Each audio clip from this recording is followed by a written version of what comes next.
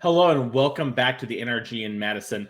I'm Mason Clark. I'm joined by my co-host here, Drake Sasser, and this is our last NRG trial of the year. There's so much going on, but we want to talk a little bit about next year before our next round starts. Our players are sitting down and getting ready, so don't worry, we're going to have Magic to you very soon. But next year, a lot's changing for the NRG series. More of the same, but a lot more of it. So the first thing to note is we have 8 events next year compared to our 7 we did this year. We're adding 1 and we're adding 2 seasons. So if you watched our 2020 series, you saw where we had a couple players do really well at the beginning of the year and they got invites to our Players Championship. We're bringing that back. Seasonal rewards. You're still going to be able to do the at-large stuff that we've been seeing, here from Kat Miller, Ryan Hayes, etc. All that stuff is staying, but we're just adding extra seasonals to incentivize some working arounds with that and getting, players some more chances to make it in there. Speaking of more chances to make it in there, we have more money on the line this year at $165,000 prize pool. And our champs itself is actually upping to $35,000 in prize pool and adding 8 more players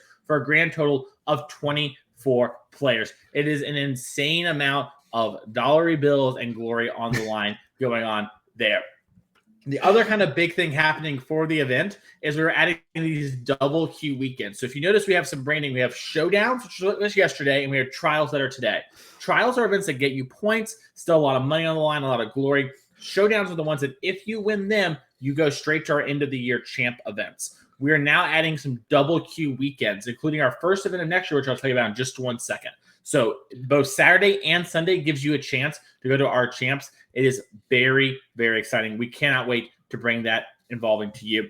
The first one is actually going to be in Chicagoland on 17th and the 18th for Pioneer and Standard of February. So that's 1 week before the Pro Tour. So listen, if you're someone who's at home and you're qualified for the Pro Tour, you're going in, or maybe you're going to Chicago early, have a vacation, come in a couple days early, come to the event. We're having Pioneer and Standard the same format as the Pro Tour and the 75K going on at the Magic Fest where you can see me at. I'll be battling on that one. Can't wait to do it.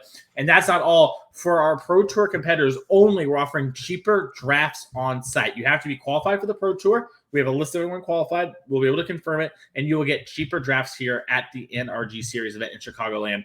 So make sure to come check that out. Now, I want to pull up our players who have already qualified for our champs real quick before we jump down there, because I want to show who is coming and get a little bit of an update on the leaderboard as well, as our race today is wild. Yeah, so much on the line. And you've done a great job highlighting how it's going to get bigger and better next year. There's still plenty on the line this year. Yep. As we see, our already qualified player, Roger Solman, 2022 champion, also just put up a results this year, Drake, that would have probably got Roger in there on his own merits. Roger, a dominant force here on the NRG series. You're going to need to keep an eye out for him. Steven Dykman is in our race for player of the year right now. We have 5 people really in the running here. Dykman won our first weekend back-to-back Saturday and Sunday, pulled ahead of the pack, stayed that way until this weekend, where actually his teammate, Kyle Gonzalez, used to get the end of this line here, actually has overtaken Dykman. We have Daniel Weiser, someone from other card games, won one of our events. Matthew Hoey, someone you know from the NRG series, a dominant player here. Grayson, Matthew, and Eric all teamed together and won in July. We're so happy to have them. Then we saw Jonathan Hobbs, someone we saw from past circuits like SCG, come back, play in our event, and win one of our events to qualify. Let's go down to our feature match area and see how Benjamin Ungar, one of our players at large, is going to be doing here on the Izzet Phoenix deck playing this weekend. We're a chance to make it to our championship. Yeah, kind of the face of Pioneer matchup right here is we have Izzet Phoenix versus Rakdos Midrange. Both players starting on land go. Blackcleave Cliffs for Isaac and Benjamin, of course, Steam Vents, Shock go. We see the Phoenix deck do a lot of that. Usually they have something like Opt, Consider, something of the like. Looks like no play, potentially just signaling a removal spell as Riverglide Pathway is added to the mix as well. And back to Isaac we go. So quick magic from both these players. This matchup can be fairly grindy from what I understand, but like I said, a Pioneer classic at this point is here comes Bloodtithe Harvester coming in to make a blood token. Now, one thing to kind of note in this matchup, and this is one I've played a lot of, is that the Izzet Phoenix deck, oh my gosh, I played so much this matchup, unfortunately, is the Izzet Phoenix deck is really good at making these exchanges and finding things to answer the Rakdos deck, but the Rakdos deck has kind of the stronger cards that can take over the game and do a lot of work. So game 1 is going to be pretty favored the Izzet Phoenix player on average. Cards like Piece of the Puzzle here. There's these huge 2-for-1s that also sometimes become 3-for-1s to hit Phoenixes and enable our Delve spells. These are the cards Benjamin Ungar wants to resolve, and Finding Lightning Axe and Treasure Cruise are 2 of the premium ones that they answer both Sheoldred and the general 1-for-1 nature. Yeah, I mean, pieces of the puzzle. We mentioned the decks throttling a lot back on that in favor of the Picklocking Prankster. Still a few copies here for Benjamin Ungar as a 3-mana card for Isaac to answer the piece of the puzzle is Fable, the Mirror Breaker card we have seen plenty of on the NRG series and across all of competitive Magic in the various formats that card has been legal in. After piece of the puzzle, always feels good when you're not under pressure, be able to untap and fire off a Treasure Cruise, like you mentioned, one of the big ones in this matchup. Already set up thanks to pieces of the puzzle. 3 cards coming and another pieces among the mix. We got the value train leaving the station. Yeah, and this is sort of, the thing that makes the Izzet Phoenix deck so good here is we overwhelm them with cards. We kind of set up these big turns, and we eventually bring back these Phoenixes that are basically impossible for the Rakdos midrange deck to kill long term. Cards like Mystery Shadow can make that a little awkward, but it is not free by any means. Now, worth noting, Benjamin Ungar's deck, taking a look here, actually doesn't have any copies of the Picklocking Prankster at all. On the full 4 copies, of pieces of the puzzle, 2 copies of Temporal Trespass as well. Kind of an older build that might actually be a little bit better set up here against Isaac as he gets to untap with Fable the Mirror Breakers, Bonecrusher Giant threatening to put some pressure on Benjamin, and 2 mana play at the end of turn. Going to go ahead and Jawari Disruption that one. Actually had to flip it from the land back into the spell in order to cast that one. Mm-hmm. Yeah, those modal spells have been so powerful. We keep seeing that here as another piece of the puzzle. Another piece is going down is huge. And another Treasure Cruise hit off of it. I mean, everything's coming up. Then we even hit a Phoenix among the mix for our trouble. Card advantage train just continuing to chug as Isaac starts to miss land drops. We saw Benjamin very much immediately answer that Goblin Shaman token using that Fiery Impulse earlier. And now that came up huge as the Jawari Disruption was able to answer a 3-mana card. No mana to pay for that. And now we're just no pressure, continuing the value train for Benjamin. Moving through the deck, Spire Bluff tapped, still hitting land drops. Very, very good position. Yeah, and Benjamin knows there's a bunch of spells in Isaac's hand. We discarded a spell last turn. We didn't make our land drop. Might be willing to respect a card like Sheoldred here and have that answer up immediately to kill it if Isaac has, land into it. Now, we know Isaac just has a bunch of answer spells. Torch the Tower in hand, Fatal Push, etc.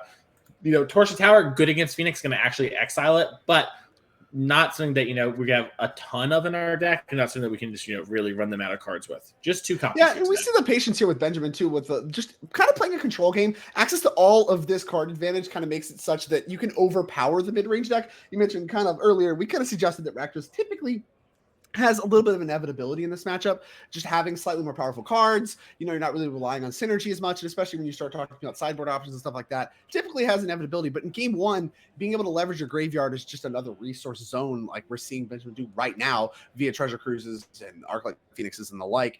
Gonna matter a ton, and the cards have certainly been there when Ben has needed them. Hit another land drop in the form of Hall of the Storm Giants. 3 spells means Phoenix comes back. There's Torch the Tower, like you called out, threatening to exile it. Sometimes you can do that exiles it. Wait a minute.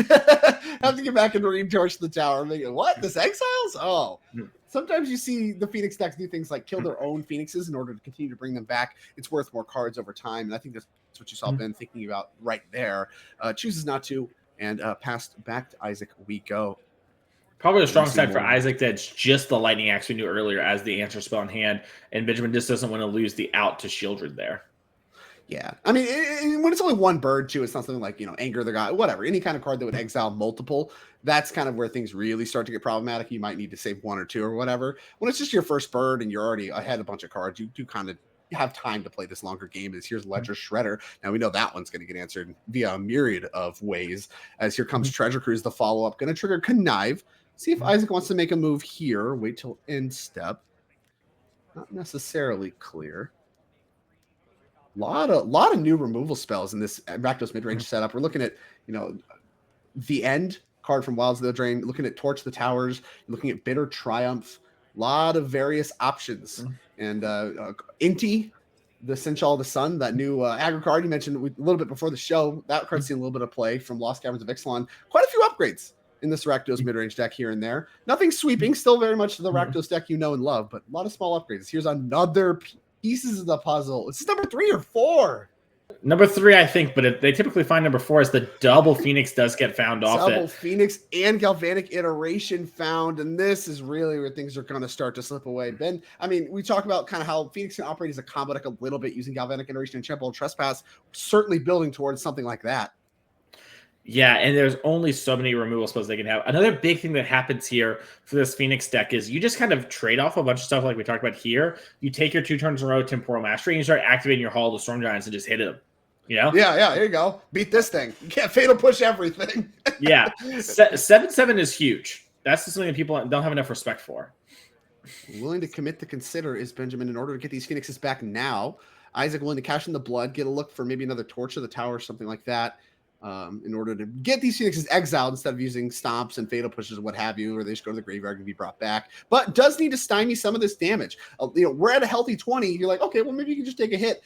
It adds up quick, especially as we're building. Galvanic Iteration's already found. When we find this Trespass, it adds up very quickly in order to just get you a lethal kill out of nowhere. I really, really like Isaac's padding the life total a little bit by using stomps and things like that in order to just keep himself high on life. But drawing out of this is a tough ask as we go back to Isaac. Looks like Graveyard Trespasser. That's a huge pickup. Yeah, that's a great one. You're going to get rid of that Arclight Phoenix, remove one of those permanent threats here. And this is sort of the one thing we have in our main deck that can really interact with the graveyard. So how did the answer to the Phoenix really come together there? And, if Ungar can't close the door, this is what we talked about. Isaac can pick apart enough things and stick cards like Sheoldred and just sort of, be like, hey, my cards are strong on their own, and close the door. It's unlikely. Game 1 is really favored Phoenix, but it is doable. Yeah, I mean, this is how it starts for sure. As we are, Benjamin, going to go ahead and go after the Graveyard Trespasser. Going to discard the Galvanic Iteration. That one does have flashbacks, so a little bit of double value there. And losing Graveyard Trespasser means Fatal Push is online, take care of the bird. That pads the life total even further, but Isaac is just about ground down. Only a Bitter Triumph left in hand, but Castle Locthwain, the pickup, that could start to catch back up given we have the time. Yeah, that's definitely a card that can get you out of some hairy spots here. Looks like Isaac's maybe considering firing up again the Bugbear for a second. Looks like we're just gonna. Do we over tap for this Bonecrusher Giant? That is just tapped. We have a swamp, right? Yeah, I think we just over tapped. We floated a mana. It matters too because we have whatever. Either way, back to Benjamin we go. It was still, Bonecrusher Giant is in play. A lot of lands for Benjamin, a lot of resources to work with, and it is the final pieces of the puzzle.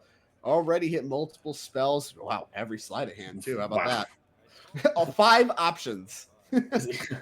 Now that's some sleight of hand. Isaac's just like, sure.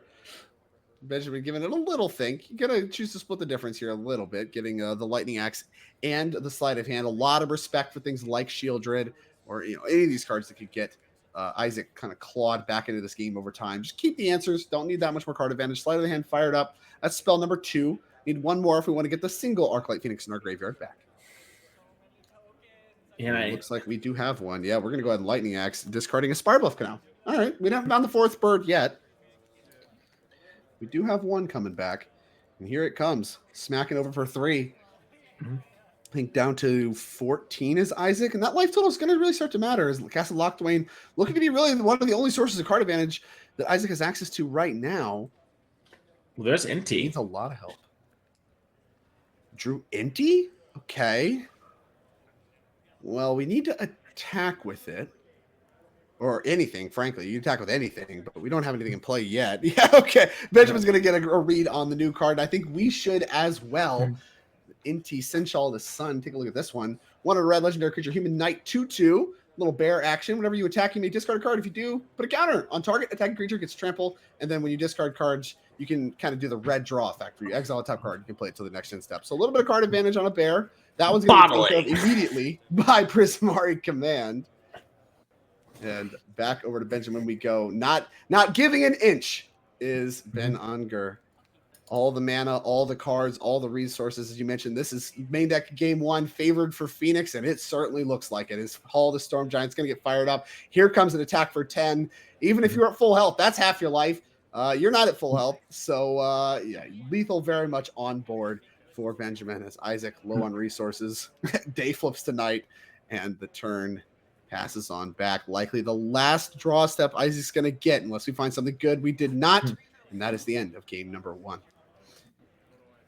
Kind of textbook there. You saw Isaac, didn't have the string of cards like Sheoldred to really force Benjamin Ungar. Benjamin just had plenty of time to sort of craft a hand and just slowly kind of, chip away. And all right, Hall the Storm Giants control. Here we go. Yeah, very much the counter argument to the dies to Doomblade, right? Like having a bunch of Doomblades isn't always a good plan, or in this case, Fatal Pushes and Torch the Towers. Well, let's take a look at how Isaac can improve post sideboard. Let's take a quick look here. We got Hidetsu Consumes All, 1 Liliana the Veil, 2 Duress, 2 Rending Volley, 2 Go Blank, 1 Colligon's Command, 2 Extinction Event, a Languish, 2 Invoke Despair, and a Damping Sphere. I think there's a lot of pretty good options here. What do you like? I love Go Blank. This is the card that swings the matchup the hardest. We talked about Pour Over the Pages being one of the cards that, just really puts you so far ahead, right? When you play Pieces of the Puzzle, you just get so many resources. You fill up your graveyard. That's how you get going. Go Blank is the antithesis of this. Removes 2 cards, removes the graveyard.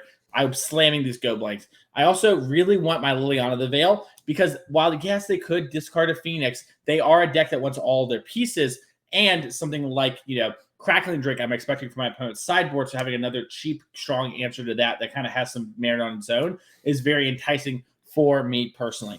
From there, there's a couple other cards you could bring in. I really don't mind having the Duresses as a way to pick apart these Treasure Crews, fight over the Lightning Axes. Really depends on sort of how many of these interaction spells you want to trim down on, and things like Inti, that maybe you don't want to have as many of before. Bonecrusher Giant typically dies on the hill here for make cards fit into the sideboard. We'll have to see how Isaac wants to, sideboard overall there. But I think Go Blank and Liliana got to get into the deck, and I would love to have the Duresses.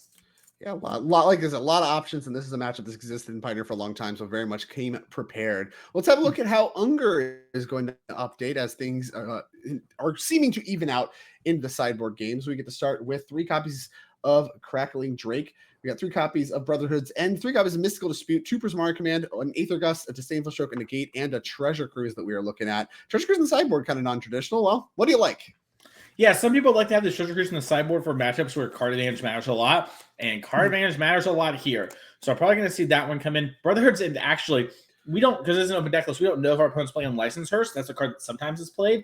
But Brotherhood's End also just kills everything but Sheoldred. So I'm going to imagine at least one of those comes in to at least have something we can draw to answer our Hearse. And if we end up in a game 3, you might see that number change, etc. But Crackling Drake, that is the card that I want. It is a 2-for-1 always. You play it, it gets a card, and then it needs to get answered, and it dodges all the graveyard hate. Still grows off creatures in exile. This huge body, Crackling Drake is one of my favorite cards in this matchup. Really allows you to play these sort of normal mid-rangey games and fight through their spot removal in a way that you normally cannot.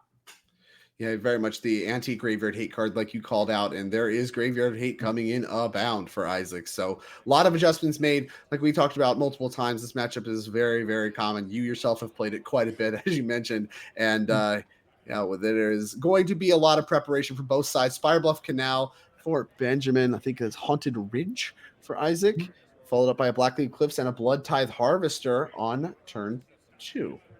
See if Benjamin wants to do anything. We are going to consider here on end step. Put that Riverglide Pathway into the graveyard. Don't need lands, thank you. And another card coming. Second Spirebluff Canal, and back to Isaac we go. Do you see a Sheoldred among other cards? That was a card you called out. Could be very impactful in this matchup. See that one in Isaac's hand. Can't play it quite yet, as here comes an attack for 3. Fable among the mix as well. Pretty good draw from Isaac from what I can see from this side. Is here is Fable of the Mirror Breaker. That's going to work. Here comes that Goblin Shaman token that you know and love. And we straight back to Benjamin we go. We're going to start things off this game like we did last game. And a Spirebluff Canal into the Pieces of the Puzzle, which is going to have plenty of options here. Can reach for the removal spell if we want, and we do. Going to pick up the Fire Impulse and the Consider. Draw a Disruption. Passed on. And this is one of those things where if Benjamin Ungar has a card like Brotherhood's End in hand, we can pick up this Fiery Impulse, and then if our opponent plays Sheoldred, which is their best play, quote-unquote, then boom, we clear the whole battlefield up immediately as long as we have that 4th land. Well, we did discard a Spirebluff Canal to hand size because Benjamin was on the draw and played him. First card was basically a divination.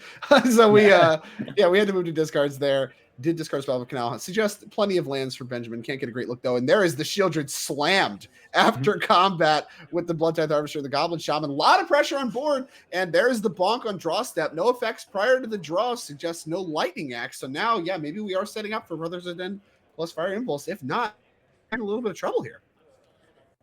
Oh, it looks like we've missed chapter 2. I actually missed it legitimately as well. Yeah, I mean, they're playing quick Magic. I missed it too. And here we go. We got all these things, all these moving parts. This is what Rakdos is now. I mean, you see treasures, blood tokens, Goblin Shaman tokens. We got triggers from Sheoldred. We got all this stuff. Chapter 2 is missed. And Well, I'll tell you what the fix is. The fix is you have a Fable on chapter 2, and you do not get to rummage. Discard any cards. Yeah. Well, it's weird, right? Because sometimes you might want, you might actually want the reflection of the Kikiji to happen faster if you miss it. And sometimes maybe when you have a Sheoldred play, you might want life. So it's like kind of weird. No matter what happens, it's like missing it is kind of awkward. Yeah. But yeah, I mean, I would imagine the fix is something along the lines of you have auto selected to discard no cards to chapter 2. Yeah, I could see some world where it's like, hey, Benjamin's tapped out. You didn't really gain any advantage. I would say the fact that Benjamin has got to the point where the trigger resolved does mean we've gained advantage, where maybe at the end step, I could see a world where we rewind, But I'm not a judge. I just play one on TV. Yeah, I mean, we do our best assessment of things. We've played some competitive Magic. I've seen various fixes rolled out, and context, of course, always matters. And like I said, in no way is this ever, I don't want anybody saying anything malicious. Like, Magic is a very complex game, especially this matchup, which has a lot of moving parts, individual of the actual matchup intricacies and complexities. So, very quick Magic played by both interested in finishing the match are both players. Sometimes that leads into little knickknacks that are supposed to work automatically and do on Arena, not getting done in paper. Yeah, I mean, this should be at 2 on the Fable. I think Benjamin's even pointing out, like, this should be at 2. Maybe they're talking to the judge. I don't know. Whatever. Either way, there's a pieces of the puzzle. I can tell you that. Crackling Drake, Ledger Shredder, not cards you want to see. Left as is the ruling. So that is wrong, but okay. That is the worst ruling I've ever seen. You can't miss that game state action thing, but okay. We got a lightning axe in hand. Like I said, context matters. Lightning axe picked up off the pieces. That's a big one for answering the Sheoldred. So we are going to go ahead and take care of the Sheoldred. All right. And that's going to discard a Jawari Disruption from hand, and over to Isaac we go. And that's going to roll up Fable to 2 now. Not going to miss it this time. And a lot of good options already in hand for Isaac. All spells, Bankbuster, Liliana, Fatal Push, a second Fable, all among the mix. See if we're interested in discarding any of that. Seems a little unsure. Yeah, it's going to be the Liliana and the Bankbuster hit the bin. And we drew Go Blank and Duress, so this is actually huge. Isaac is going to be able to apply a lot of pressure here, and then, do something like Go Blank into Duress here, which I think is the optimal way to cast it. That way it works with the least information possible. Did we draw for turn? Oh, we did. Yeah, we had 3 cards in hand before, and then we rummaged twice, so we have 4. Okay, all right. Yeah. Doing the math. Yeah, because I was looking at what... Go Blank's going to happen first. Annihilate that Graveyard. Duress second. I do like this sequencing a lot. Let them decide what they want to keep, and then you can pick their best card after that happens. Don't give them the information that they're getting duressed before that, and maybe you can disrupt their plan. And that Fire Impulse is going to hit the bin. Considering Crackling Drake the leftovers, and Crackling Drake could be a really good card here. Fire Impulse in the graveyard for Benjamin Ungar. We might want to let Benjamin know that. Well, can't legally be in exile. We're going to go ahead and crack a treasure and Fatal Push the Crackling Dragon. Whatever. It doesn't matter. Benjamin's seen it now if he's tired of it. He's off. On all angles. Yeah. And I do not blame Ben one bit. Everything very much came up Isaac, and this is exactly the kind of dynamic you talked about in this matchup. Game 1, really hard for Rakdos. Game 2, on the other hand, looked very convincing. And cards like Go Blank, Duress, all of that part of the mixture as far as getting the job done. And just what a sweeping performance on both of these games so far. One for each side. And now game 3, going to be the decider. Yeah, and luckily for Benjamin, we're on the play. Now, sometimes, and I even took the draw back when there were 3+ Go Blanks in the matchup, because I think once there's that many and things like curses, you're going to have a little bit of a play draw dynamic where you actually kind of want to be on the draw, which I don't really want to get into, but I think currently Benjamin should probably be on the play, get to start slamming things and not fall too far behind. Cards like Crackling Drake are very strong on turn 4, and for our opponents, since their turn developing a Sheoldred, we could easily see something, even like not even the best case scenario, just something like, oh, I'll doubly Fire Impulse you, now I'll hit for a bunch. That sort of play pattern is something we want to have, and being able to, wait on your piece of the puzzle because you're the one developing is so good here. You kind of want to pieces after getting Go Blank. You don't really want to go pieces into Go Blank. Beforehand. Yeah, exactly. You don't want that sequence to happen. And anytime you're trying to take a turn off to do something like that, Go Blank or pieces, I think you very much do want to be on the play because, you're trying to take a turn off to do something that does not impact the board at all. And both players are in the market for that. The play draw, like you mentioned, going to matter a lot anytime that's the case. And in Isaac's case, he actually has things like Duress and stuff like that as well. As we'll take a look at opening hands, Reckoner Bankbuster, a couple of lands, looks much more unexciting than our first our first 2 games hands, but does function nonetheless. This down the Bugbear going to be played. Sparboth Canal into Sleight of Hand for Benjamin Ungar. And Sleight of Hand, a good pickup. Clouds of Eldraine common got printed into Pioneer. Big pickup for the Izzet Phoenix deck. Big part of the resurgence as well. As here is Hive of the Eye Tyrant. 2 creature lands. This is the first 2 lands for Isaac. And Misery's Shadow added to the board. Benjamin's doing the thing. Benjamin took the draw. Because we had a land in hand. Benjamin's a believer. All right. I was going to say, I typically only like it when there's a ton of graveyard hate. And the reason to do this, and I'll get into it now, is basically your cards line up a little bit better in this way, where if your opponent tries to curve out and play their high impact sideboard cards, your interaction lines up a bit more. That's typically the reason behind doing this. Now, that involves them needing to have the correct interactions in the right spots. But this is a spot where, Benjamin, might be able to interact. I think if we had a kill spell, we would have probably fired it off earlier on the Misery Shadow to make sure that, the shadow died. So if you're Isaac, things are doing pretty well. But this is the thing that can sometimes get away from you. But if your opponent overloads on graveyard hate, this is a good way to punish them. It only really, in my opinion, is a good plan if your opponent is overloading. They have like 5 graveyard hate cards. If they have that many, then this is something you can kind of turn to. Now, obviously, Benjamin doesn't know. It's not an open deckless tournament. But, Benjamin decided to take it here, and it might work out as we drew a Prismari command, which actually can blow up this Reckoner Bankbuster, but shocking, the Misery Shadow won't do anything because it can grow. Yeah, you'd have to wait till like the opponent's turn, and then the opponent can like draw with Reckoner Bankbuster. Kind of in an awkward spot. Now the draw 2 discard 2 could actually line up well if you want to get some Phoenixes in the yard as well. Putting it in the yard via your hand is not dying, so the Misery Shadow is not going to go ahead and exile those. But it does expose them to things like Go Blank. So you have to actually, like you mentioned, you're considering all of these Graveyard Hate pieces, especially the ones we did see, things like Graveyard Trespasser and Go Blank, cards that we confirmed are in the deck, are cards that you definitely want to take into consideration as well as anything else that could be there. A tough spot for Ben. Chooses not to pull the trigger quite yet. And I certainly don't hate this. If something like Sheoldred comes down, you can really get a nice lineup on this Prismari command and things can really go your way. But, use your life source as a resource here a little bit. Misery Shadow going to come beaten down as another creature land added to the battlefield in the form of Mutavault for Isaac. And now resigned to go ahead and use this Prismari command on end step. Going to be destroying target artifact and doing some form of targeting yourself with one of the other modes, as going to activate the Bankbuster, get a little bit of value before it leaves. 2 mana left up for Isaac. You can look there. Can either create a treasure or draw 2, discard 2. It looks like we chose to draw 2, discard 2 based on the posturing. Yeah, this card pretty good, pretty versatile. The draw 2, discard 2 certainly matters in the Phoenix deck, where you want your Phoenixes in the graveyard anyway. You can do things like pick off Reckoner Bankbuster. Yeah. Isaac has Torch the Tower in hand. That's that 1 red spell that's kind of new to these Rakdos midrange decks. Good little exile spell. Nice, cheap removal. That does exile the Phoenix, but also with Misery Shadow play, everything exiles the Phoenix. So these Phoenixes are under a little bit more pressure than they are normally. And that's might force Benjamin Ungar to do something like Lightning Axe the Misery Shadow in hopes that the Phoenix will convert long-term for value.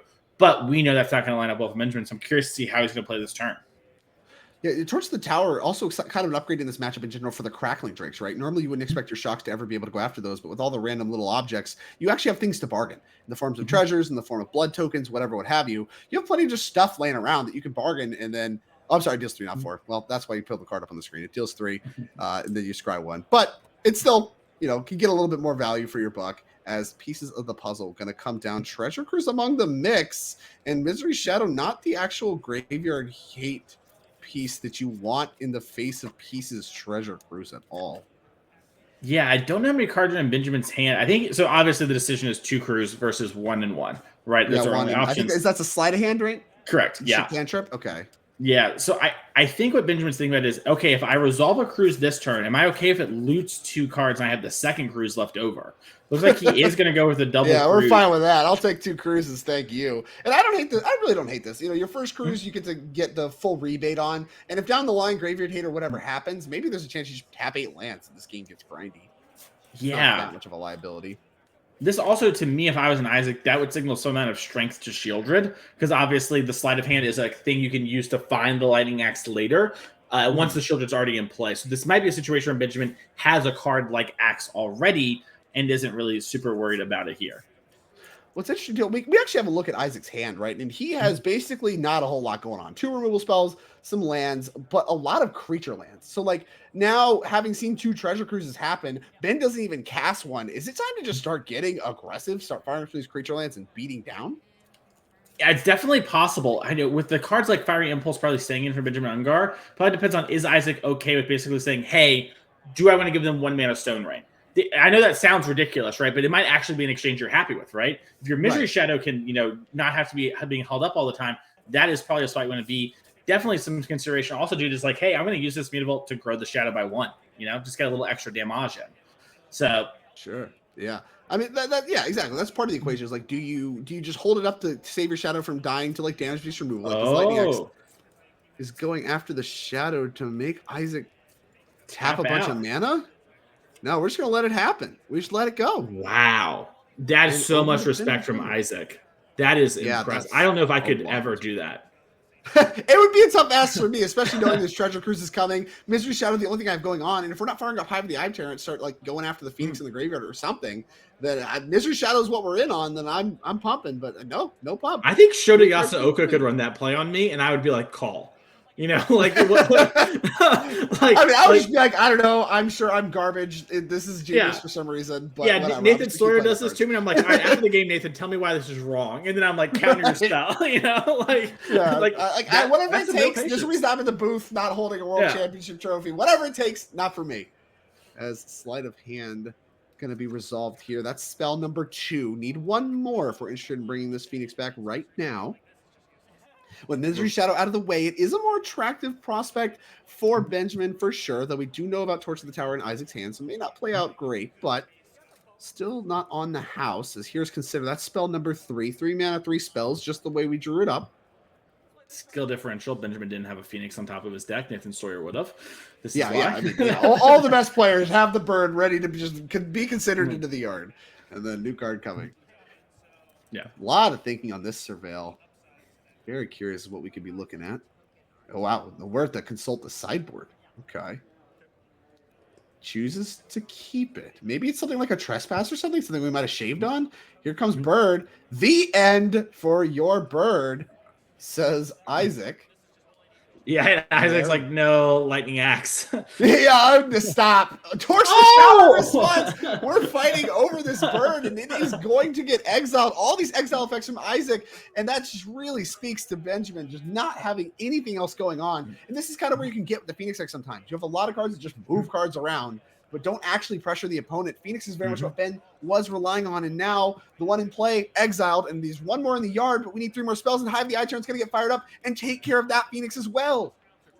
This is why things like, this is why Crackling Drake matters so much. Being able to dodge stuff here. Imagine also, Isaac had the great Hive lineup. If we had drawn Go Blank here, it would have been so bad for Benjamin, and you needed a card like Crackling Drake here. So Benjamin Ungar getting that second treasure cruise and kind of setting up to play a longer game, that's kind of a sign, right? Like when he kept the 2 of them, it's like, hey, I know we're going to be having a lot of trades. Getting 1+3 is not enough here.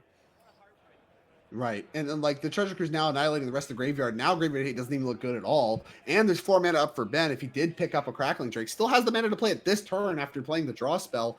I mean, things can still go very much Benjamin's way, but that exchange looked to play out pretty well for Isaac. Even though he's flooded out, he has a lot of resources available in the form of his lands. That's part of the power of this Rakdos midrange deck. A lot of creature lands available to continue to lay pressure, whereas Ben doesn't have any of that going on. The lands are not designed in Phoenix to put pressure on your opponents for the most part. You have a few Hall of the Storm Giants. That's about it.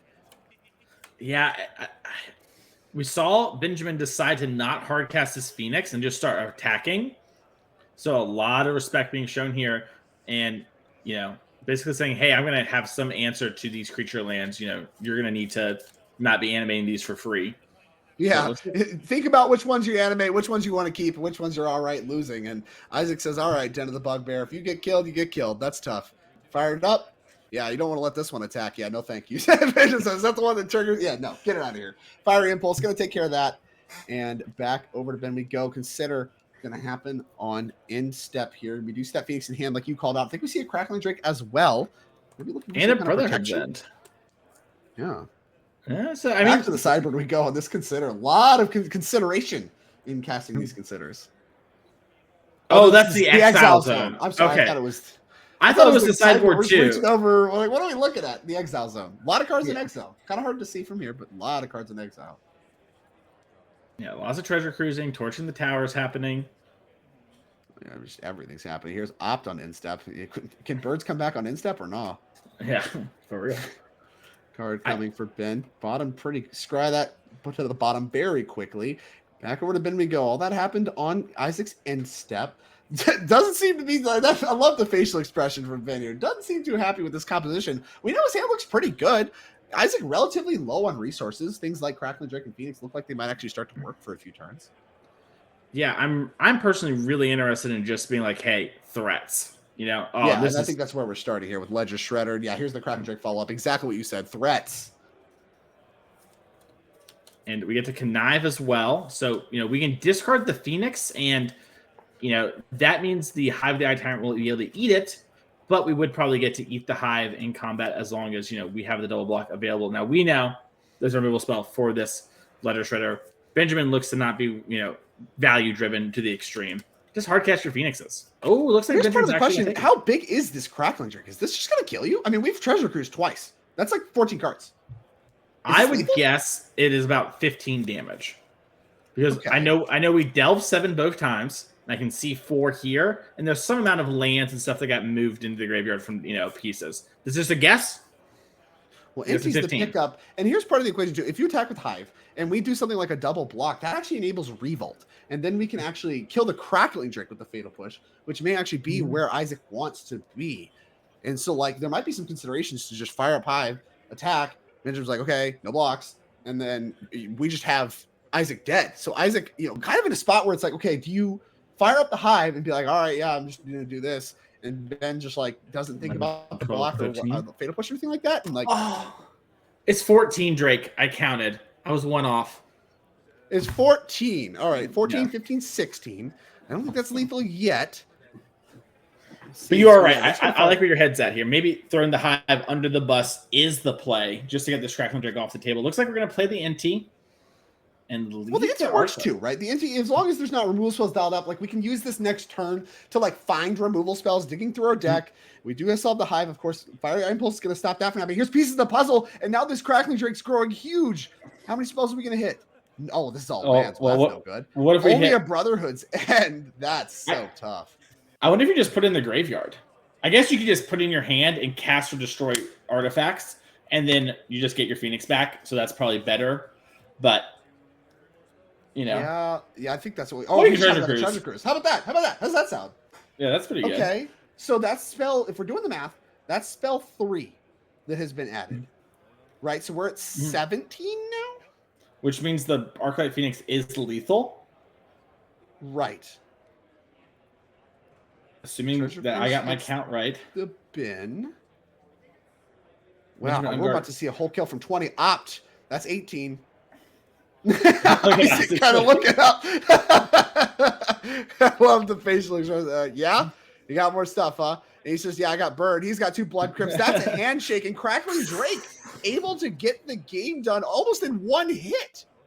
Yeah, and this is why Crackling Drake is so important in this matchup. Your opponent's going to fight over the graveyard. You're going to have these long, grindy games. They're going to fight over your Phoenixes like we saw, and you need to have something that can sort of carry you and go the distance and fight through this graveyard hate. And also, churn through your deck a little bit, right? Get that replacement on the card. Your hand's going to be fought over in tax slot. We did not see a lot of Thoughtseize or Duresses in this game. I think they were probably in there, but they just didn't get drawn. And when that doesn't happen, these cards that replace themselves are so much stronger. Because typically when you're playing a cantrip, you'll go up in cards, right?